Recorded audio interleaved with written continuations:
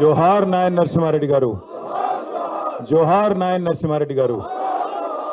పెద్దలు, మాన్యులు, తెలంగాణ రాష్ట్రం ఏర్పడ్డ తర్వాత మొట్టమొదటి హోంశాఖ మంత్రివర్యులు, దాదాపు 22 పాటు నిర్విరామంగా ఒక పెద్దన్నలాగా కేసీఆర్ గారికి ఎప్పటికప్పుడు అండగా ఉంటూ ధైర్యాన్ని నూరిపోస్తూ ఎల్లవేళలా ఒక బలాన్ని ఇస్తూ నడిపించిన మంచి మనిషి. అంటే తాను దాదాపుగా 7-10 వయసులో పడ్డాక కూడా ఒక చిన్నపిల్లలాగా నిష్కల్మషంగా ఎన్నడు కలిసినా ఎక్కడ కలిసినా మరి చిన్నపిల్లలతో పిల్లలాగా కలిసిపోయి ఒక మంచి మనస్తత్వం ఉన్న నాయకుడు. చూడడానికి వస్తాదులాగా మరి పెద్దగా కనబడ్డ మనసు మాత్రం వెన్నలాంటి మనసు కలిగిన నాయకుడు నాయని నరసింహారెడ్డి గారి 85వ జయంతి ఈరోజు తెలంగాణ భవన్లో ఇంతమంది వారి మిత్రులు, వారి అభిమానులు, వారి సహచరుల సమక్షంలో జరుపుకోవడం ఒకవైపు చాలా బాధ అనిపిస్తున్నా, మరొక వైపు వారి ఆత్మ ఎక్కడ ఉన్నా తప్పకుండా శాంతిస్తుంది అనే ఒక అభిప్రాయాన్ని వ్యక్తం చేస్తూ, ఎవరి మీదనైతే కాంగ్రెస్ ప్రభుత్వం ఆనాడు కేసులు పెట్టిందో, ఎవరినైతే ఇబ్బంది పెట్టే ప్రయత్నం చేసిందో ఉద్యమంలో, వారే హోంశాఖ మంత్రిగా మొత్తం ఉద్యమకారులందరి మీద కూడా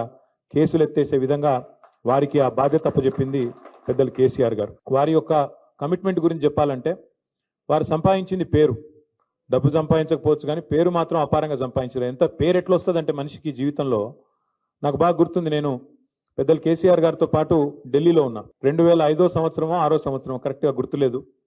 ఆ రోజు ఇక్కడ కాంగ్రెస్ పార్టీ ఇంకా తెలంగాణలో మనకు తెలంగాణ రాష్ట్రం ఇచ్చే పరిస్థితి లేదు. ఉమ్మడి ఆంధ్రప్రదేశ్లో మన వాళ్ళు ఏదైతే ప్రభుత్వంలో 6 మంత్రులు ఉన్నారో అందులో నరసింహారెడ్డి గారిని ప్రత్యేకంగా అప్పటి ముఖ్యమంత్రి రాజశేఖర రెడ్డి గారు కడప జిల్లాకే ఇన్ఛార్జ్ మంత్రి చేసుకున్నాడు. ఆయన మా జిల్లా, నా సొంత జిల్లా, ముఖ్యమంత్రి జిల్లాకి మీరే ఇన్ఛార్జ్ మినిస్టర్ ఉండాలని చెప్పి ఆయన ఇన్ఛార్జ్ మినిస్టర్గా కూడా రాజశేఖర రెడ్డి గారు నియమించుకున్నారు. అంత ప్రాధాన్యత ఇచ్చేది ఆయన కూడా. అయితే నాయన్ నరసింహారెడ్డి గారు ఆనాడు అమెరికా టూర్లో ఉన్నారు. పార్టీ ఒక నిర్ణయం తీసుకొని 6 మంత్రులు రాజీనామా చేయాలి, కేంద్ర ప్రభుత్వానికి నిరసన చెప్పాలి, యూపీఏ ప్రభుత్వానికి, కాంగ్రెస్ చేస్తున్న మోసానికి వ్యతిరేకంగా తెలంగాణ ప్రజలకు మనం మళ్ళొక్కసారి పదవులు త్యాగం చేసి ప్రజల దగ్గరికి పోవాలని నిర్ణయం తీసుకున్నప్పుడు 6 మంత్రివర్గంలో మన వాళ్ళు ఉన్నారు, టీఆర్ఎస్ వాళ్ళు. 5 ఇక్కడ హైదరాబాద్ లో తెలంగాణలో ఉండే. ఒకే ఒక్క నాయన్ నరసింహారెడ్డి గారు మాత్రం విదేశాల్లో ఉండే ఆ రోజు. కానీ పార్టీ నిర్ణయం తీసుకున్నది, నరసన్న మీరు రాజీనామా చేయాలని చెప్పి వారికి ఫోన్లో సమాచారం అందిస్తే, మనం ఇక్కడ అర్ధరాత్రి ఫోన్ చేస్తే సొంత దస్తూరితోని, అది కూడా లేకుండా, కంప్యూటర్ లేకుండా, ఇంకోటి లేకుండా, సొంత దస్తూరితో తెలుగులో నేను నా మంత్రి పదవికి రాజీనామా చేస్తున్నా అని స్వదస్తూరితోని చేతిరాతతో రాసి ఎక్కడికి పంపించాలి నేనని చెప్పి ఆ హోటల్లో ఫ్యాక్స్ మెషిన్ ఉంటే ఆ ఫ్యాక్స్ మెషిన్ పట్టుకొని రాజ్భవన్కు, ముఖ్యమంత్రికి ఇద్దరికి వెంటనే ఫ్యాక్స్ చేసి మన పార్టీ ఆఫీస్కి ఇంకొక కాపీ ఫ్యాక్స్ చేసి, అన్నా నువ్వు చెప్పినావు, కేసీఆర్ గారికి ఫోన్ చేసి అన్నా నువ్వు చెప్పినావు, ఇగో నేను 5 నిమిషాల్లో రాజీనామా చేసిన అని చెప్పి అమెరికాలో ఉంటే కూడా వెంటనే 5 సెకండ్లు కూడా ఆలోచించకుండా మంత్రి పదవిని అట్లా తీసి పారేసిండు నాయన్ నరసింహారెడ్డి గారు. అంటే అంత గొప్ప వ్యక్తి. సోషలిస్ట్ ఉద్యమంలో, కార్మిక ఉద్యమంలో, తెలంగాణ ఉద్యమంలో ఒక ఉద్యమ నాయకుడిగా, ఒక ఉద్యమ బిడ్డగా ఎదిగిన వ్యక్తి నాయన్ నరసింహారెడ్డి గారు. ఆనాడు 2001వ సంవత్సరంలో పార్టీ పెట్టిన తర్వాత హైదరాబాద్లో మేయర్ ఎన్నికలు కొట్లాడాలన్నప్పుడు, జిహెచ్ఎంసీ కార్పొరేషన్ ఎన్నిక కొట్లాడాలన్నప్పుడు నేనున్నా కదా మీకు ఎందుకు అని చెప్పి ముందుకు వచ్చి పెద్దలు కేసీఆర్ గారికి ఆ రోజు మేయర్ అభ్యర్థిగా కూడా నిలబడి, ఆ రోజు ఇంకా మన పార్టీ ఇక్కడ బలంగా లేదు హైదరాబాద్లో, కానీ ఆ ప్రతికూల పరిస్థితిలో కూడా నేనున్నాను ముందుకు వచ్చిన నాయకుడు నరసింహారెడ్డి గారు. ఎందుకంటే జీవితంలో జయాలు, అపజయాలు, ఎదురు దెబ్బలు ఎన్ని తగిలినా ధీరోదాత్తంగా నిలబడాలి, ముంగటి కోతనే ఉండాలి అనే ఒక సిద్ధాంతాన్ని నమ్మిన నాయకుడు. ఎత్తుకున్న జెండాను దించకుండా మరి మరణించేదాకా కొట్లాడిన నాయకుడు. కేసీఆర్ గారికి ఒక అన్నగా, నరసన్నగా కేసీఆర్ గారు ఎప్పుడు పిలుచుకునేది. ఎక్కడనో నరసన్న అంటే ఆయన వచ్చి ధైర్యం చెప్పే మాటలు, అట్లా కాదన్నా ఇట్లా మస్తుగా చూసినాం, ఇవన్నీ జరుగుతూనే ఉంటాయి, ఎప్పటికప్పుడు ధైర్యం చెప్పేది.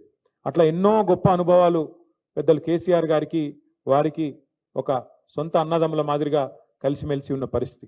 ఇవాళ వారు మన మధ్యన లేకపోవడం బాధాకరమైన విషయం అయినప్పటికీ, మరి వారి పేరున మనము ఏదైతే ఆర్టీసీ ఎక్స్ రోడ్లో ఒక బ్రహ్మాండమైన స్టీల్ బ్రిడ్జ్ కట్టుకున్నామో, కేసీఆర్ గారే చెప్పారు స్వయంగా, ఖచ్చితంగా దానికి నాయన్ నరసింహారెడ్డి గారి పేరు పెట్టండి అని చెప్పి ఆ బ్రిడ్జికి కూడా పెట్టుకొని వారి పేరు ముషీరాబాద్ నియోజకవర్గంలో కానీ హైదరాబాద్ ప్రజలకు కానీ శాశ్వతంగా గుర్తుండిపోయే విధంగా ఒక ఉక్కు మనిషికి ఉక్కు బ్రిడ్జి ఆయన పేరు పెట్టడం సముచితంగా ఉంటుందని చెప్పి ఆ స్టీల్ బ్రిడ్జికి కూడా వారి పేరు పెట్టుకున్నాం. అట్లాగే వారి కుటుంబానికి కూడా పార్టీ ఖచ్చితంగా అండగా ఉంటుంది. వారు దేవేందర్ రెడ్డి గారు కానీ, శ్రీనివాస్ రెడ్డి గారు కానీ, వారి కుటుంబ సభ్యులు కానీ కరోనా సమయంలో ఎంత ఇబ్బంది పడ్డారో, తల్లడిల్లినారో మా అందరికీ కూడా తెలుసు. ఆరోగ్యపరమైన సమస్యలు, నరసింహారెడ్డి గారు వారి సతీమణి వరుసగా మరి ఇబ్బందులు పాలు కావడం, అవన్నీ కూడా ఆ కుటుంబాన్ని కొంత మనోవేదనకు గురి చేసినాయి. కానీ తప్పకుండా ఒక సోదరుడిలాగా దేవేందర్ రెడ్డి గారికి, శ్రీనివాస్ రెడ్డి గారికి అండగా ఉంటాం. మళ్ళీ పేరు పేరున అందరికి నమస్కారం. నాయన్ నరసింహారెడ్డి గారికి జోహార్. నాయన్ నరసింహారెడ్డి గారు.